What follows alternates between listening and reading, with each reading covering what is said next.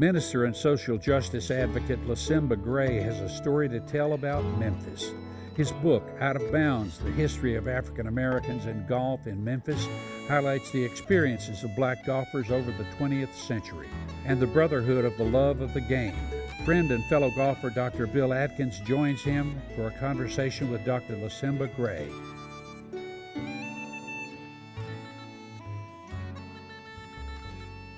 Hello, everybody. I'm George Larrimore, and welcome to A Conversation With here on WKNO. Our guests today are Dr. LaSimba Gray. He is the pastor emeritus of New Sardis Baptist Church, and Dr. Bill Adkins, who is the senior pastor and founder of a Greater Imani Ministries. Now, these two are a couple of professed longtime golf buddies, but our story today is about a whole lot more than golf. Thank you, fellas, for being here. Really appreciate it. Thank you for having us. Thank you. Dr. Gray, we want to talk about your book, Out of Bounds, which is the history of African Americans in golf in Memphis. Now, tell me about your passion for golf, if you don't mind. We might as well start talking about golf, because I know you played a lot together for years and years. Well, I started off as a caddy and was introduced to the game by Albert Flowers. We call him Spooky. And got, competition sets in. And then you want to beat him, then you want to beat somebody else. And my passion for golf was in being a competitor. And you were how old at the time? I was 15, 16 years old at the time. Doctor, when did you start playing? I actually started when I was in about the 7th grade. I lived in South Memphis adjacent to the old Riverside Park, which at the time was segregated. And me and other kids would sneak into the park late in the evening when nobody was looking. And my father had 3 golf clubs, a driver, a 7-iron, and a putter. And I started going over the Riverside with that driver, that 7-iron, and that putter, playing holes when nobody was looking. Then, when of course it integrated, I went over there. Rocky Reed was the pro there, and Rocky Reed kind of took me under his wing and started teaching me how to play golf. So that's how I started. So it was around the 7th grade when I actually started. Well, let me ask you this. Golf is a game of passion. People love golf, love to watch it, love to play it. What was it that got you going the first time you played golf? Do you remember? I made a putt. Accidentally, however, I made a putt. And I was hooked from that point on. But in golf, you're competing with yourself. Mm-hmm. You know what you're supposed to do. Can you do it and do it on a repeated basis? And that's where you really get hooked into the game of golf. But then the camaraderie, you get to be with people that you enjoy being around. And Bill and I got started in the 70s, playing together and working together in golf tournaments. And we developed a real bond, and it's still existing 40 years later. Golf is a game of muscle memory. Athleticism won't help you as much. It might help you a little bit, but athleticism won't help you totally in golf. Golf is a game of discipline. And like Dr. Gray said, every golfer remembers a certain shot that he or she hit that they never forget. And that fuels the passion for you to go on and on, because you're looking for that shot one more time, to hit that kind of shot one more time. It's a very challenging game, difficult to master. But if you get hooked on it, you're just hooked on it. In my neighborhood, George, we built golf courses. Mm-hmm. When we couldn't play, we called them sandlot golf courses. And ours was at the corner of Perry and Ball Road. We took the old Army Depot, the west side of that establishment, and we built holes with sticks and flags, and that's how we'd play. Everybody got a club. You'd have 1, 2, maybe 3 clubs, but you played who could get there and get the ball in the hole the quickest. So you had those all over your community. Yeah. Mm-hmm. Segregation did that. All across the country. Yeah, segregation. Black golfers made makeshift golf courses. Yeah. Wherever they could find a piece of land, they could makeshift a golf course. The only real golf courses black people could play on were the ones that were designed just for black people. We were not allowed on courses. We didn't have the country clubs. Public golf courses were all that we had, and of course when integration came about, that's what opened the doors to the courses where we could go and play. There was a dentist I'd like you to talk about, because you reference him in your book, Dr. Ike Watson Jr., who was a civil rights icon who loved golf. So if you all don't mind, tell me his part of this story. Well, Dr. Watson got frustrated because he could go out of town and play the better golf courses, but he couldn't play the better golf courses in Memphis. So they had given African American people Fuller to get us away from wanting to play at the Caucasian courses. And so Dr. Watson in 1960 filed a lawsuit, and he and another group joined with him to do that. But it's called Watson versus the City of Memphis, a lawsuit. Well, in that discussion and deliberations, it was brought up that Memphis was dragging its feet in terms of school desegregation. And so in that process, they got the wheels turning to desegregate the Memphis City schools. So when Ike Watson filed a lawsuit in 1960, then Memphis desegregated in 1961. But did not open all the golf courses until 62. 62, that's right. So golf led the way, but didn't get the results for golfers until a year later. Year later. And that's a part of the process, but it had to be started, and Dr. Watson and a courageous group of men got together and they did it, willing to suffer whatever the consequences were. They knew they would suffer consequences, but they did it, and the city's the better off for it. Now, I need to say this. There were only a few recorded incidents of resistance. In Memphis, in some communities, they burned down the clubhouses. They barred and threatened African Americans, if you come, we'll shoot you. I remember playing in Jackson, Tennessee in the early 70s. We would watch the woods. Whenever we came upon a set of woods, we would watch the woods to see if someone was in there with a gun. It was that kind of hostility. But this courageous group led by Dr. Watson had to be the barriers. Initially, Thurgood Marshall says it's a waste of money and time, a golf course. But the lawsuit was based on the 14th Amendment, that as a citizen of the United States of America, you had all rights and privileges as any other citizen. That was the premise of the lawsuit. And so when that lawsuit was won, there was a domino effect for every segregated institution in the city of Memphis failed. So we owe a whole lot to golf and the idea of wanting to play because you had a right to play. Now, of all the professional sports, you made me think, talk about Thurgood Marshall of the Supreme Court, you made me think about Jackie Robinson, who had integrated baseball in 1947. But this is 14 years later. Yeah. Of all the professional sports, the last to integrate on the tour was professional golf. Well, golf is the upper crust, upper elite, even amongst white people. Golf is the country club set. It's wealth, it's power, it's money. It's all of that. I mean, even poor white people did not enjoy the benefits of playing in country clubs.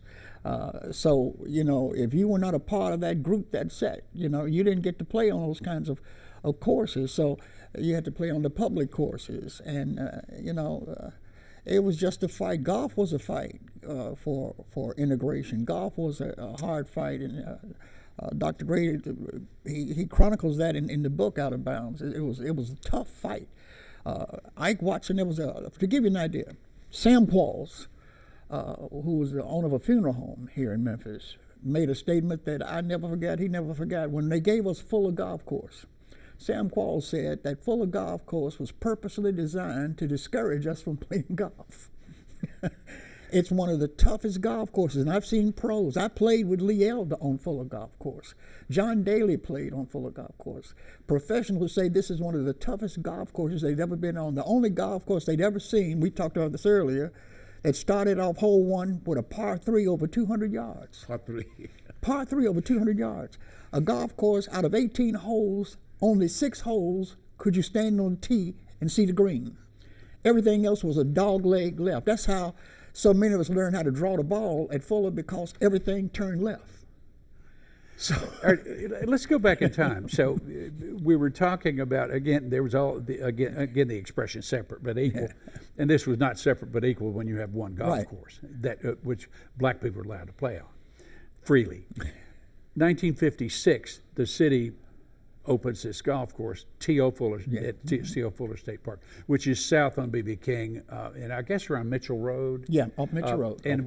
But so this course, again, to emphasize what you just said, was seemed to have been particularly designed to discourage people like yourself from playing golf. Yeah, it was tough. It was tough. I've seen so many pros. We talked when Memphis had its at Colonial. When the pros finished on Sunday at Colonial, many would come to Fuller on Monday, because of course they played amongst each other at Fuller, and they would of course gamble with each other.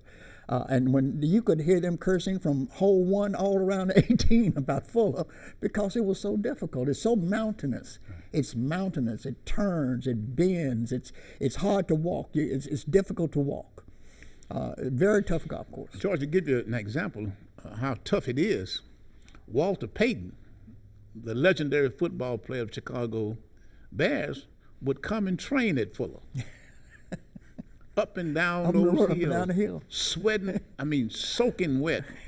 But he said it was ideal for his type of training. So you can imagine trying to walk that to play golf.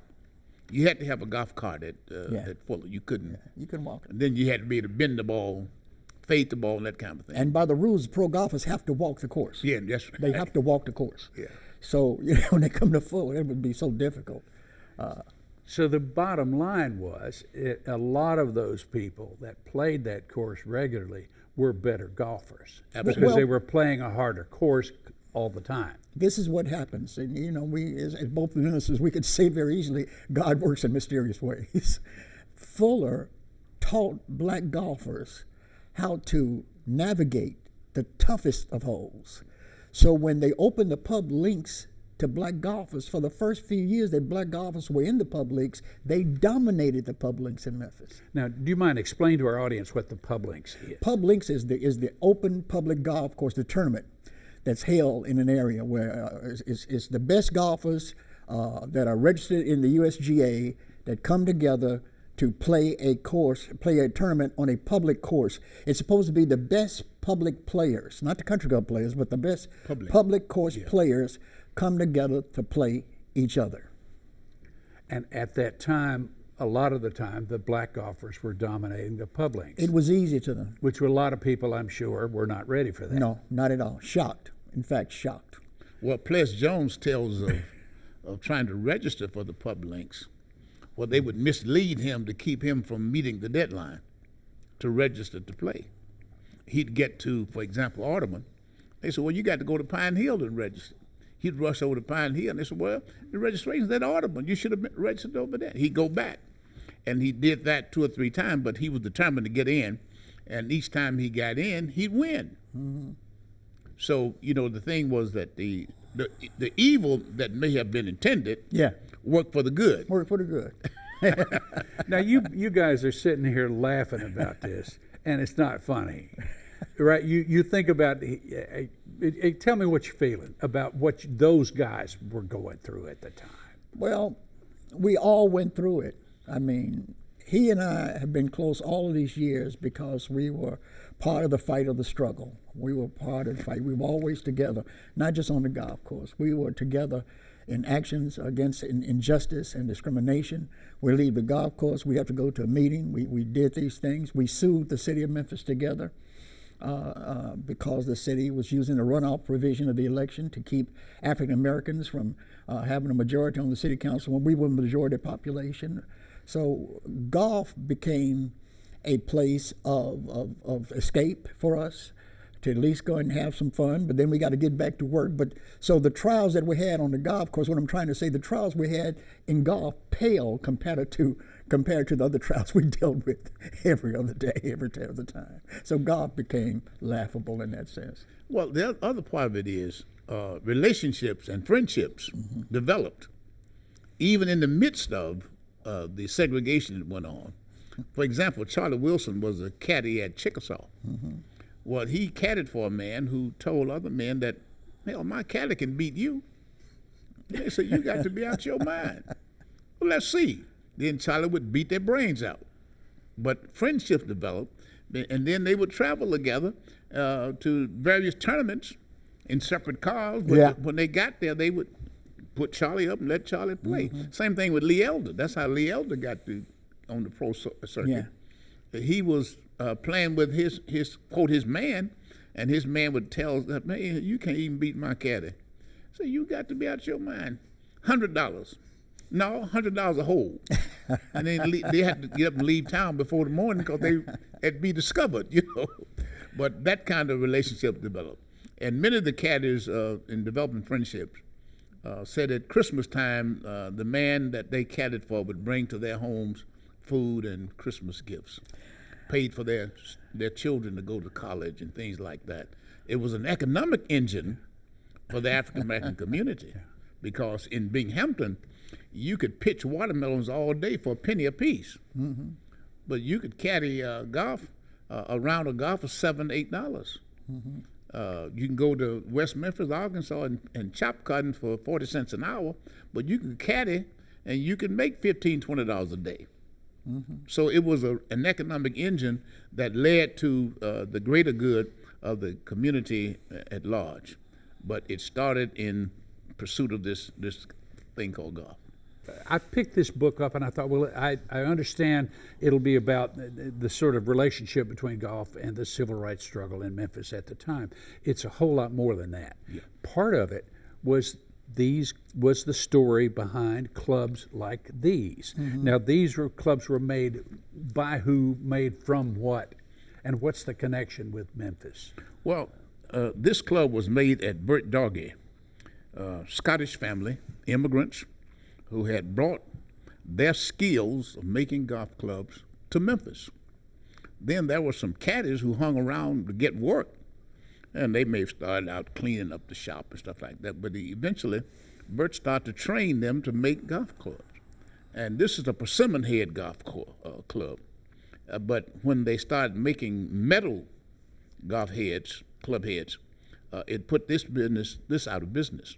But that's a skill to make that golf club. Mm-hmm. And them Birkin brothers, Willie and Cornelius, were masters at making those clubs.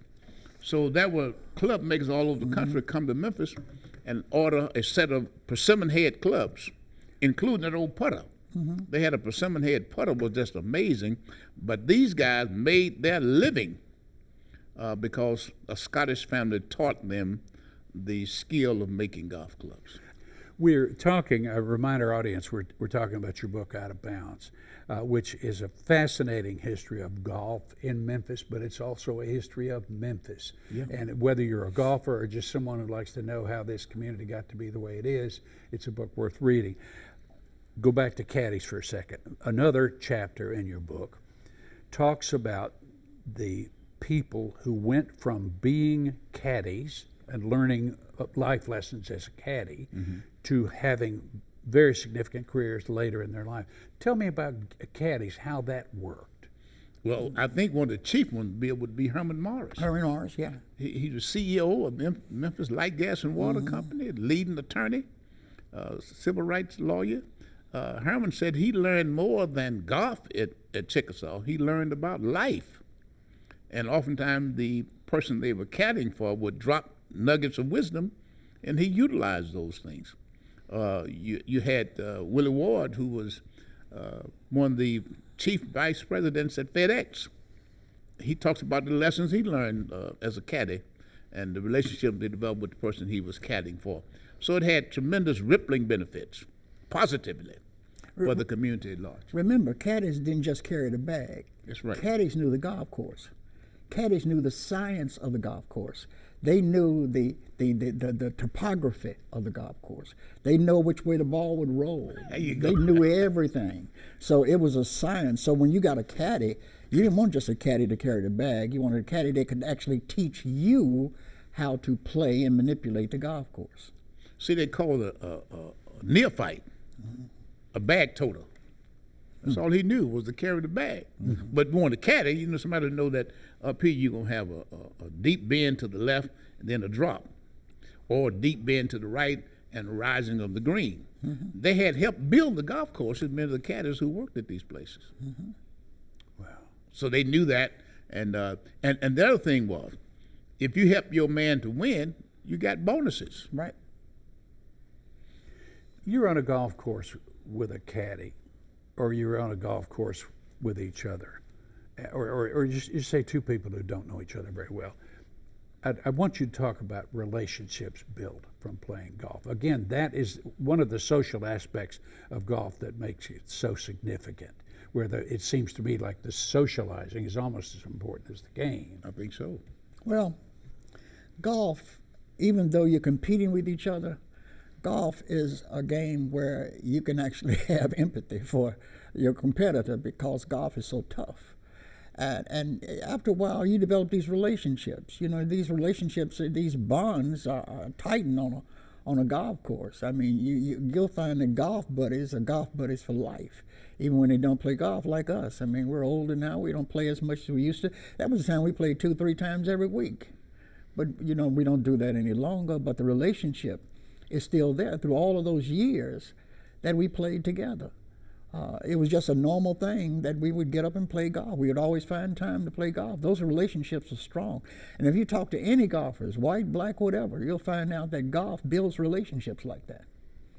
Again, you guys met in the 70s, started playing together in the 70s, but you were golfers established. You'd already been playing for a long time by then, so you knew the game. You knew the players in the game. Lee Elder, whom you mentioned earlier, is one of the early professional golfers who was African American. Yeah, Charlie Sifford, Jim Dent, Pete Brown. Brown. These are guys that we brought to Memphis Pete. During this historical development of this Sickle Cell Open. Yeah.